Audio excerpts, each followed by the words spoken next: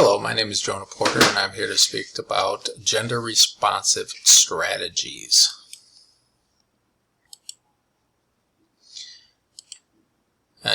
My definition of gender-responsive strategies is recognizing that there are differences between male and females in the juvenile justice system and tailoring treatments to obtain optimum outcome for success or for progress.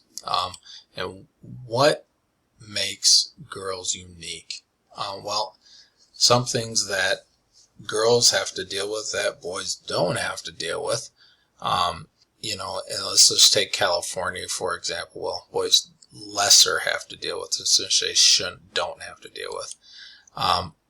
In California, 66.7% of girls face ongoing physical abuse as they enter the justice system. And 44.7% of them have experienced some type of sexual abuse as they're entering the justice system in the state of California. Now, in-home abuse is the most prevalent reason that girls run away and eventually end up in the juvenile justice system. They run away from home and they get involved with things or people that, quite frankly, juveniles or nobody should be involved in because the lack of judgment is there among a child.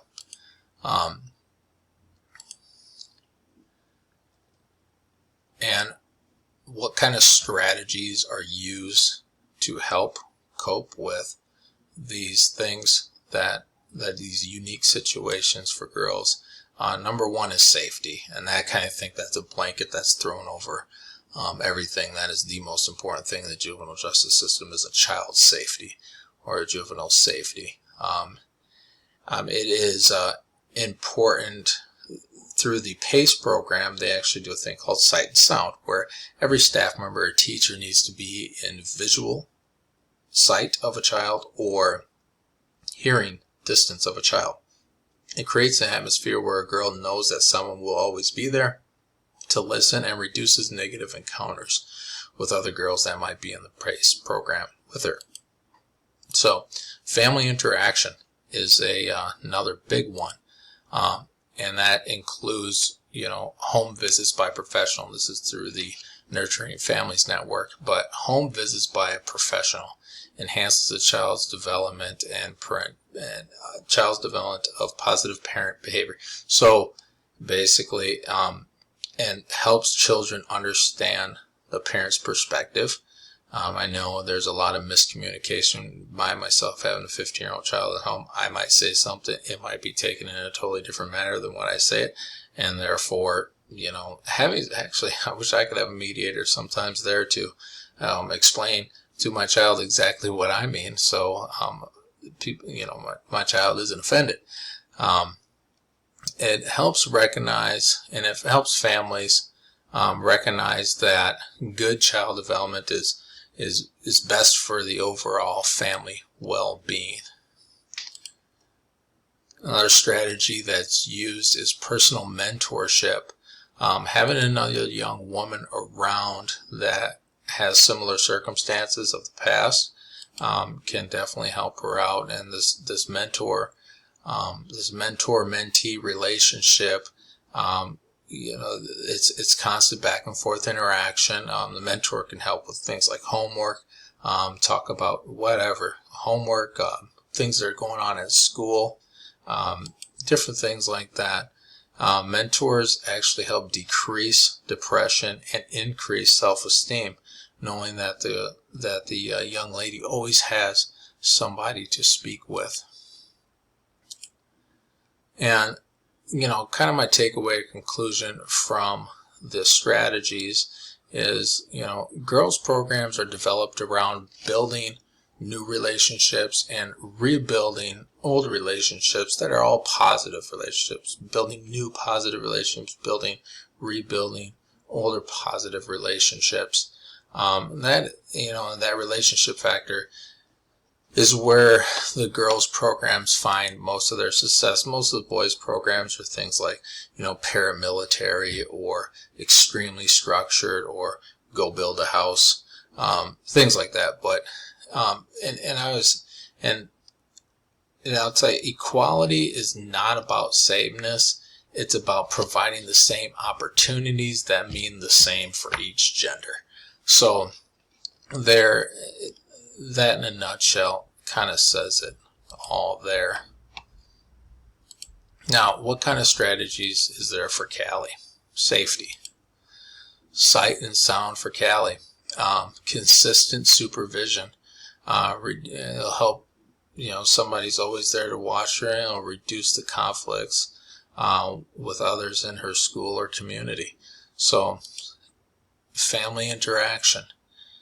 Family interaction and home visits by a professional counselor would help Callie understand the reasoning behind her stepdad's rules, and that the stepdad isn't there just to pick on her. And then it will help the stepdad understand the reasoning behind Callie's behavior.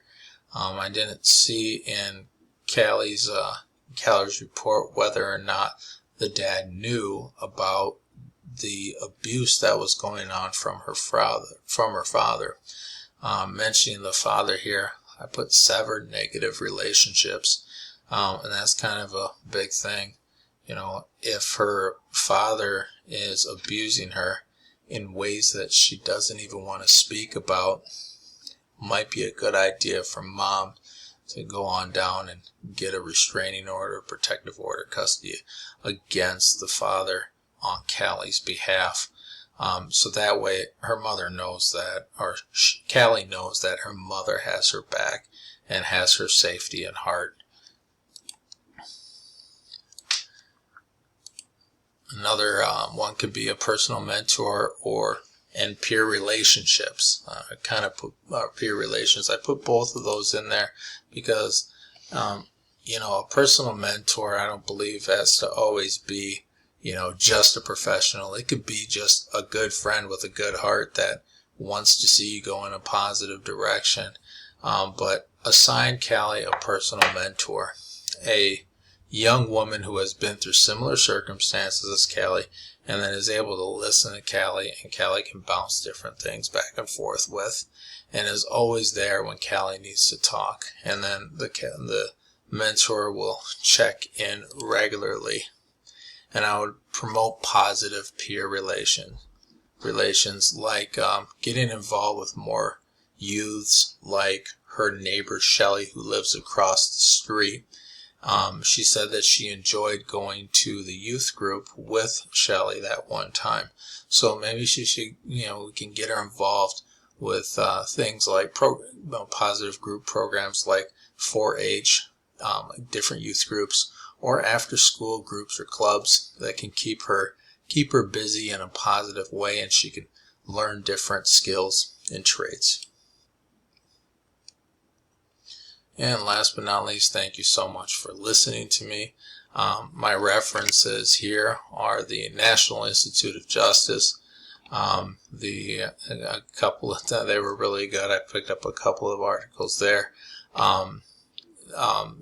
Trixton and Bright, basically bringing gender-responsive principles into practice for the PACE program. And then Bloom, effective gender-responsive interventions in juvenile justice, addressing the lives of delinquent girls. Hey, thank you so much. You have a wonderful Memorial Day weekend. Goodbye now.